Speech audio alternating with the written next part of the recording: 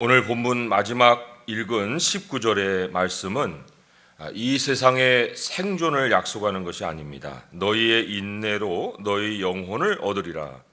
이것은 죽음 이후에 하나님이 우리에게 주실 영생을 예고하고 있습니다. 너희 인내로 너희 영혼을 얻으리라. 그런 약속을 얻기까지 상당한 핍박의 기간이 지나갈 수 있다는 것을 오늘 본문이 가르쳐주고 있습니다. 그래서 오늘 이 본문을 잘 요약하자면은 누가복음 여러 군데 나오는 말씀으로 요약을 할 수 있는데, 그 중에 누가복음 17장 33절의 말씀으로 오늘의 본문을 요약할 수 있어요.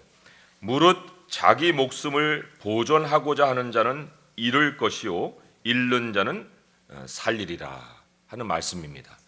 이 보존한다는 것이 생존을 위해 싸워가는 것이고, 또 잃는다는 것은 결국 이 땅에서의 생명이 끝난다는 것을 얘기합니다. 하지만 그렇게 하나님께서 원하시는 모습으로 살다가 죽는 사람에게는 하나님이 그 사람을 다시 살려주신다 하는 약속을 하고 계십니다. 근데 이 17장으로 가서 그 말씀을 대하여도 거기에서도 그 상황은 종말을 다루고 있습니다. 인자가 나타나는 날의 상황을 배경으로 해서 이 말씀을 지금 전하고 있는 것입니다. 자, 그러면 우리가 죽는 상황이라는 것은 항상 종말을 당해야만 우리의 현실이 되는 것이냐? 그렇지가 않습니다. 왜냐하면 동일하게 이 목숨과 또 생존과 또 잃는 것과 영생에 대한 말씀이 일상의 삶 속에서도 다뤄지고 있기 때문에 그렇습니다. 조금 더 앞으로 가보면 누가복음 9장 23절에서 24절에 거기에도 동일하게 17장의 말씀과 같은 약속이 기록이 되어 있습니다.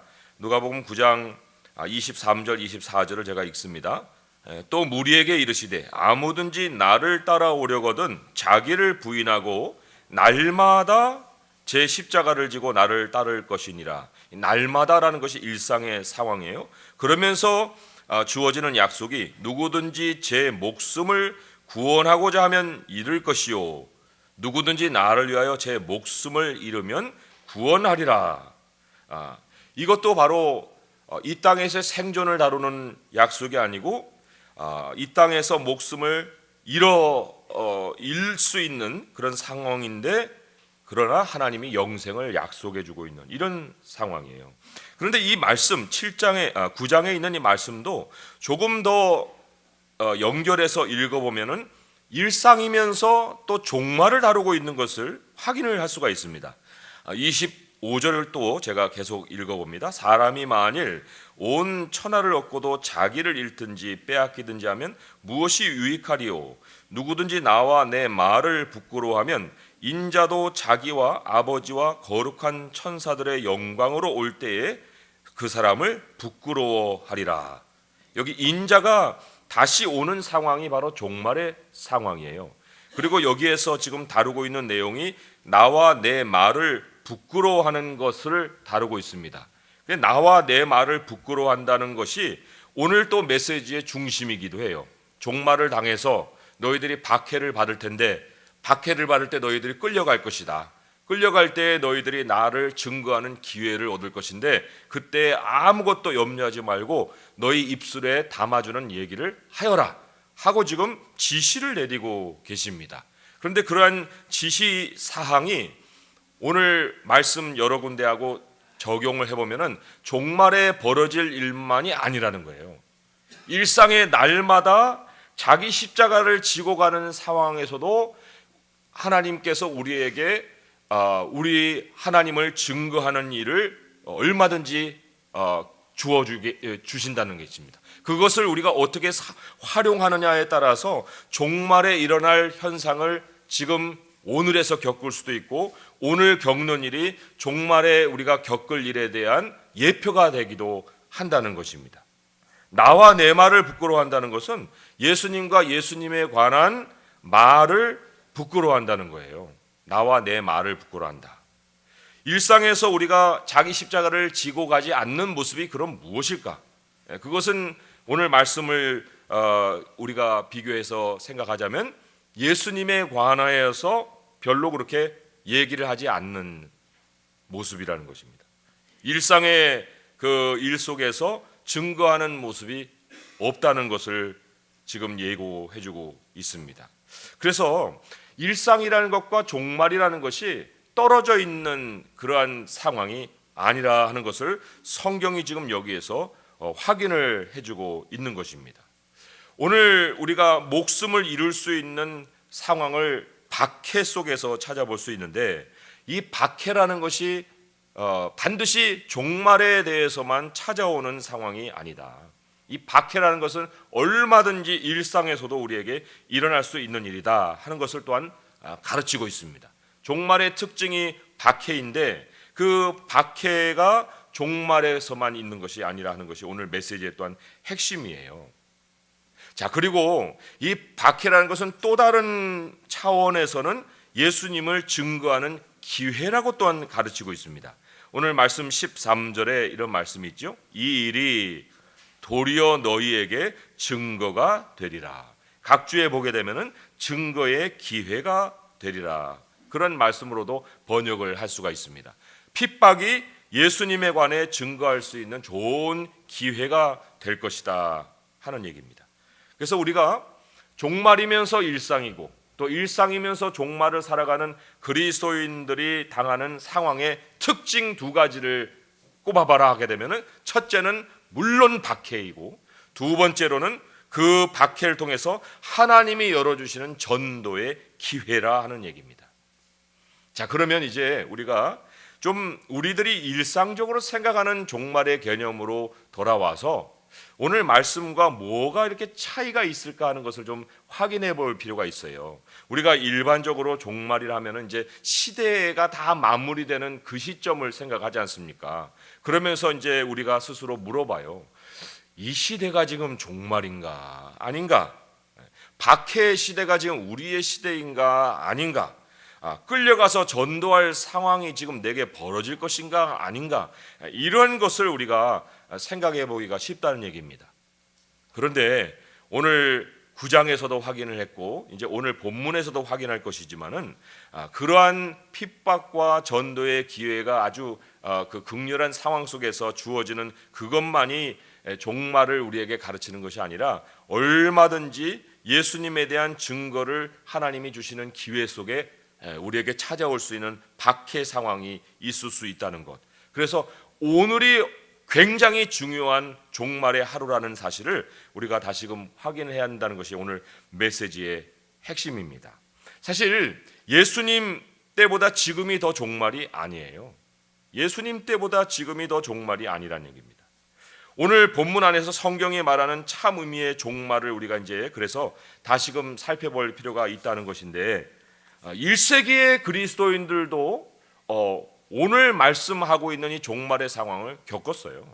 그리고 1세기뿐만 아니라 매 시대를 살았던 그리스도인들도 동일한 종말의 상황을 겪었고 우리도 지금 겪고 있다는 것을 생각해 볼 때, 연대적인 것으로 종말을 이해하는 것은 굉장히 편협한 이해일 수 있다. 연대적인 종말을 성경은 얘기하고 있는 것이 아니다는 얘기예요. 일상에서 겪을 수 있는 종말이 바로 성경의 메시지가 우리에게 가르치고 있는 중심 내용이라 하는 얘기입니다. 자, 그러면 우리가 이제 질문을 던집니다. 일상에서 맞이할 수 있는 종말이 뭐냐? 일상의 종말이라는 것이 무엇인가? 오늘 그것을 깨달을 수 있는 말씀 실마리가 12절에 나와요. 12절에 우리가 주목해서 한번 봅니다. 이 모든 일 전에 내 이름으로 말미암아 너희에게 손을 대어 박해할 것이다. 이 모든 일 전에라는 이 시기적인 것이 굉장히 우리에게 종말을 일깨우는 실마리가 됩니다. 이 모든 일이라는 것은 10절에서 11절에 벌어질 일들이에요. 10절에서 11절에 벌어질 일들을 보면은 민족이 민족을, 나라가 나라를 대적하고 지진, 기근, 전염병, 뭐 무서운 일, 하늘로부터 큰 징조들, 이런 것들 우리가 일반적으로 마지막이 되면은 일어날 수 있겠다 싶은 그런 여러 가지 시대적인 상황들을 얘기를 하고 있는 그 모든 일인데, 그 모든 일을 주님이 얘기를 할 때에 한 구절만 한번 앞으로 가보세요. 9절에 보면 그것이 난리와 소요예요. 난리와 소요의 소문을 들을 수 있는 그런 상황인데, 예수님 뭐라고 딱 잘라 말씀하셨습니까? 이 일이 먼저 있어야 하되 끝은 곧 되지 아니하니라. 이것으로 인해서 끝이 왔다고 얘기할 수가 없느니라는 얘기예요. 세상이 뒤집어진다고 그것이 끝이 다가온 것이 아니다. 끝이라는 것은 그런 현상으로 예견할 수 있는 것이 아니란 얘기입니다. 그 모든 일이 일어나기 전에 또한 일어날 수 있는 일이 있는데, 그것이 바로 12절 이후에 우리에게 주어진 메시지의 내용이에요. 먼저 이 일이 일어나고 난 다음에 그 결과로다가 난리도 나고 지진도 있고 기근도 있고 전염병도 있고 무서운 일도 있고 하늘로부터 큰 징조도 있는 것이다. 세상이 뒤집어지는 것은 끝이 가까웠기 때문이 아니라 12절 이후에 일이 벌어졌기 때문에 그 결과적으로 세상이 뒤집어지는 것이란 얘기예요. 그러면 12절 이후에 그 주어지는 본문의 내용의 핵심이 뭐예요? 교회가 박해를 받는 거예요. 교회가 박해를 받는 것에 대한 결과로다가 세상이 뒤집어지는 일이 있을 것이다. 예수님이 십자가에서 희생을 당하셨습니다. 교회가 박해를 당한 것과 그 대표적인 사건이라고 볼 수 있어요. 교회가 박해를 당한 사건이에요. 예수님이 십자가에 달려 돌아가신 사건이에요. 그런데 예수님을 십자가에 못 박아놓고 그냥 전도해서 그리스도인들만 모여들고 교회가 왕성하게 세워지는, 그래서 교회 시대가 펼쳐지는 일만 있었습니까? 천만의 말씀이죠. 그 예수님을 못 박았던 예루살렘이 AD 70년에 완전히 돌 위에 돌 하나도 남지 아니하고 무너져 버리는 멸망하는 사건이 벌어졌습니다. 그게 바로 난리와 난리의 소문이고, 그리고 전염병과 기근과 무서운 일이에요.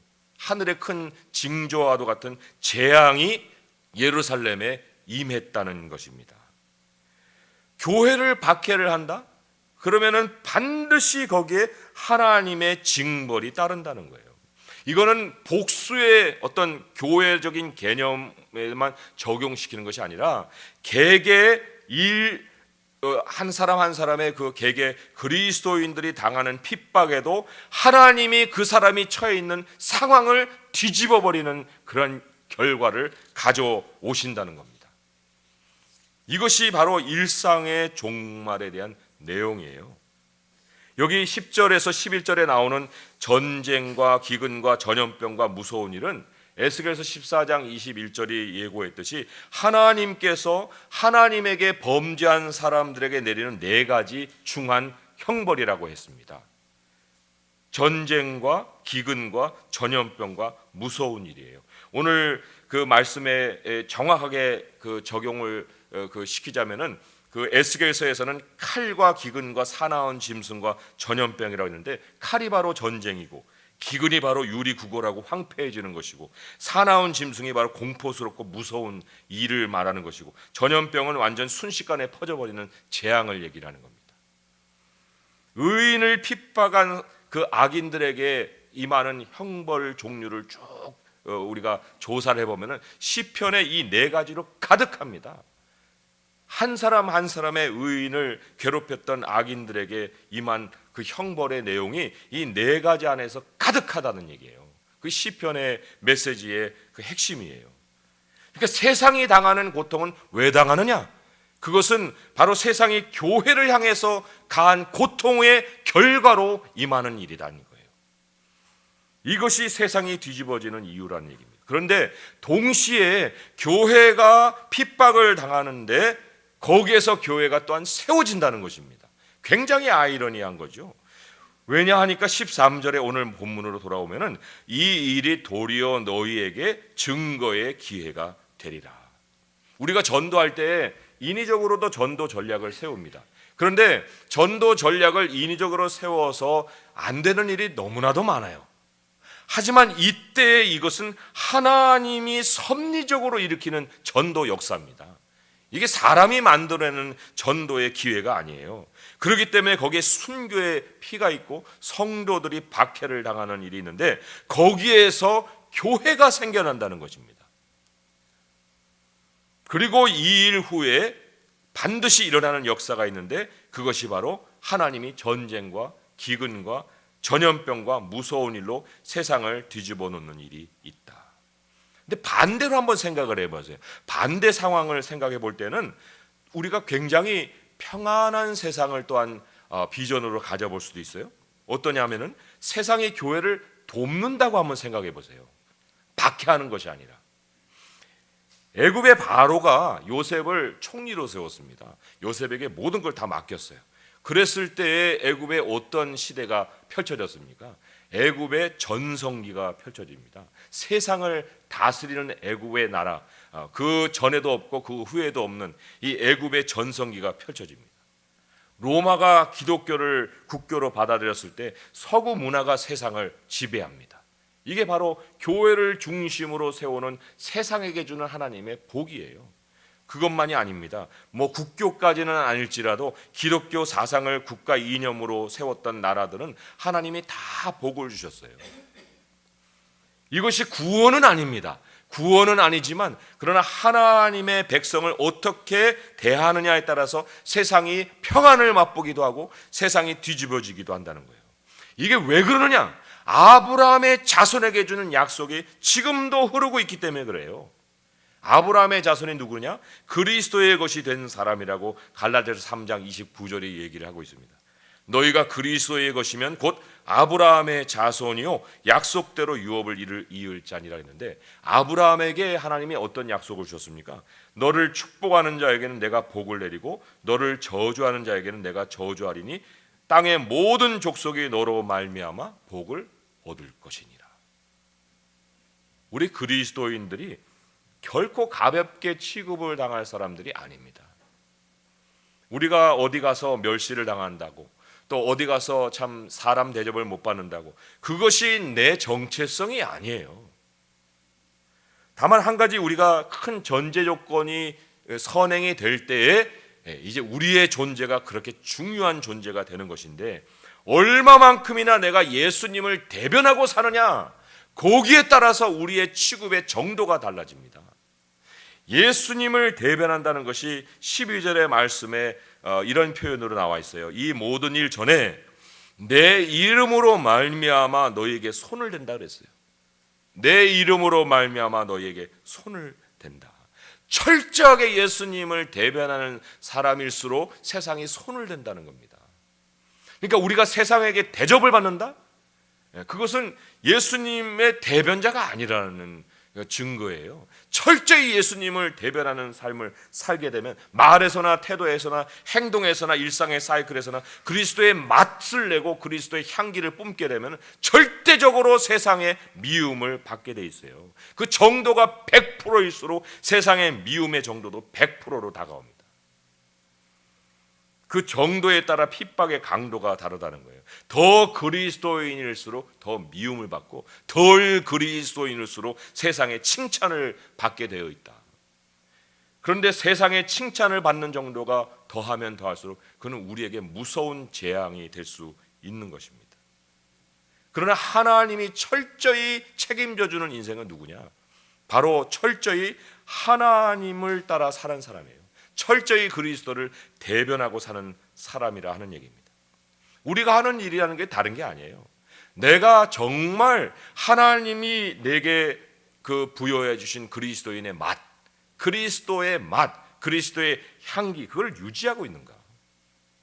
그걸 유지하고만 산다고 하면은 우리가 어떤 미래의 상황, 어렵고 두렵고 또 마음을 정말 낙심하게 만들고 우리의 생존을 위협하는 그런 상황을 예견할 필요도 없어요. 명심하라는 것이 한 가지가 있었어요. 14절에 보게 되면 그러므로 너희는 변명할 것을 미리 궁리하지 않도록 명심해라. 미리 머리 굴리지 말아라. 명심하라고 그랬어요. 명심하라. 미래를 어떻게 살 것이냐? 내가 무슨 말을 하고 살 것이냐? 어떻게 이 상황을 뚫고 나갈 것이냐? 그건 너가 할 수 있는 생각 아니라는 겁니다. 너가 할 수 있는 일은 다른 것이 아니라는 거예요. 그리스도의 이름으로 네가 지금 너 자신을 대변하고 나타내고 있느냐, 그것만 확인되면 된다는 거예요. 그러면 주님이 입을 주시고 깨달음을 주신다 그랬습니다. 구변과 지혜를 주신다 그랬어요. 박해를 당하는 그리스도인이 최고로 가장 예수 그리스도를 예수 그리스도답게 만들 수 있는 사람이에요. 왜냐하면 예수님은 하늘이 주신 말만 하신 분이기 때문에 그래요. 예수님을 요한복음 8장 28절에 이렇게 소개했어요. 예수님 스스로가 이렇게 말씀하셨습니다. 너희가 인자를 든 후에 내가 그인 줄을 알고 또 내가 스스로 아무것도 하지 아니하고 오직 아버지께서 가르치신 대로 이런 것을 말하는 줄도 알리라. 예수님 한마디 한마디가 자기 안에서 나온 것이 아니에요. 하나님이 주신 입, 하나님이 주신 지혜를 담아서 그 입을 벌려 말씀을 하신 것입니다. 사람들이 못 알아들은 거예요. 그런데 언제 그것을 알아들었느냐? 인자를 든 후에, 예수를 죽인 후에, 예수님을 죽인 후에 그 입에서 나온 것이 하나님의 말씀이었다는 것을 그들이 알게 될 것이라는 것입니다. 하나님이 주시는 이 구변과 하나님이 주시는 이 지혜는 지금 당하는 그 상황을 빠져나가기 위해서 주시는 것이 아니에요. 그것은 우리 예수님이 그랬듯이 박해 이후에, 우리를 죽인 이후가 될 수도 있고요, 박해 이후에 그들이 손댄 자가 하나님의 사람이라는 것을 남기는 증거예요. 그래서 하나님이 우리 입술에 말씀을 주시고 우리에게 지혜를 주시는 것입니다. 철저히 하나님의 사람이 된다는 것은 다른 것이 아니라 철저히 하나님의 말씀을 입에 담는 거예요. 그러면 하나님이 철저히 우리 인생을 책임져 주신다는 것입니다. 사실 반대가 우리에게 더 적용이 돼야 되겠죠. 예수님이 뭐라고 했습니까? 너희 머리털 하나도 상하지 않는 그 일로 인해서, 그 앞에 17절에 너희가 내 이름으로 말미암아 모든 사람에게 미움을 받을 것을 견딜 수 있을 것이라는 거예요. 우리가 예수님으로 말미암아 모든 사람에게 미움을 받는 것을 견뎌내는 것을 통해서 주님이 우리로 머리털 하나도 상하지 않게 하시는 것이 아니라 이 주님의 절대 주권적인 보호와 절대 주권적인 통제가 있기 때문에 우리가 예수 그리스도의 이름으로 미움을 받아도 그것을 견뎌낼 수 있을 것이라는 것입니다. 하나님이 우리를 주목하고 계십니다. 하나님이 우리를 놓치시는 순간이 없는 거예요. 우리가 어찌 하나님의 눈 밖에서 사는 순간을 가질 수 있겠습니까? 그리스도인을 박해로 몰아가는 곳에 하나님이 반드시 재앙까지도 가져오시는 분이지 않습니까? 하나님이 반드시 우리를 신원해 주시는 우리의 하나님이시지 않습니까? 이것이 성경이 말하는 일상의 종말이에요. 일상을 종말과 같이 살아야 하는 그 사실을 오늘 말씀이 우리에게 가르치고 있는 것입니다. 세상은요, 우리가 대비할 수 있는 곳이 아니에요. 우리가 잘 준비해서도 살아갈 수 있는 곳이 아닙니다. 오늘 새신자반에 공부하면서 그분에게 그런 얘기했어요. 사람이 100억을 가지고 1년에 2억 쓰면 50년은 살 수 있겠거니 생각하고 살아가지만은 절대로 그대로 그 생각대로 벌어지는 일은 없습니다. 그 사람이 하나님의 사람이 되기 위해서는 하나님이 반드시 그 재물을 꺾어서라도 하나님의 백성 만드시지 그걸 가지고 배 두들기며 살아가게 만들지 않으신다고 말씀을 전했어요. 그래 우리가 반드시 우리 마음속에 집어넣어야 될 건 하나님의 진리이지 우리가 손에 쥐고 있는 어떤 상황이 아닙니다. 하나님의 진리는 미리 받아들이면 받아들일수록 그 사실만큼을 우리가 기뻐하고 평강으로 살아갈 수가 있는데, 진리를 진리로 믿지 못하고 미래로 자꾸만 내밀어 두면은 그때 가서야 확인이 되고 그때 가서야 땅을 치고 후회하는 일이 생깁니다.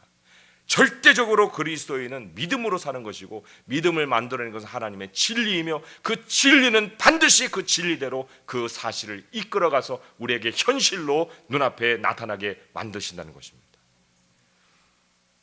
우리가 할 수 있는 최선은 다른 게 아니에요. 그래서 끝까지 그리스도인이 되는 것입니다.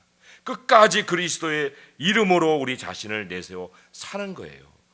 그래서도 오늘 마지막 말씀이 그렇지 않습니까? 너희의 인내로 너희 영혼을 얻으리라.